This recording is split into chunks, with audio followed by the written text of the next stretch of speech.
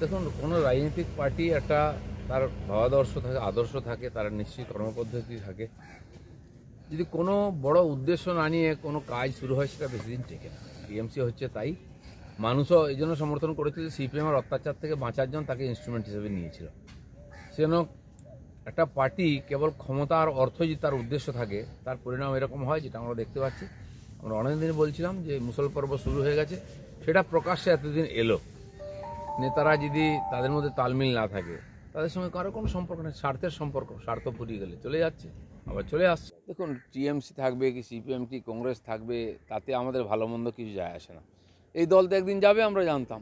প্রশ্ন হচ্ছে ভারতীয় জনতা পার্টি তার নীতি আদর্শ নিয়ে, মহৎ উদ্দেশ্য নিয়ে কাজ করছে। গরিব উন্মূলনের কাজ যেটা মোদিজি করছেন, দীনদয়াল উপাধ্যায় যে একাত্ম মানব দর্শনের আমাদেরকে বিচার দিয়েছেন, তার উপরে লক্ষ লক্ষ কর্মীর নিরন্তর পরিশ্রমের দ্বারা আমরা এই সংগঠন দাঁড় করিয়েছি, নির্বাচন জিতি এবং মানুষকে উন্নয়ন উপহার দিই। সেই জন্য টিএমসি এলো কি সিপিএম কংগ্রেস এলো, তাতে বিজেপির কিছু যায় আসে না।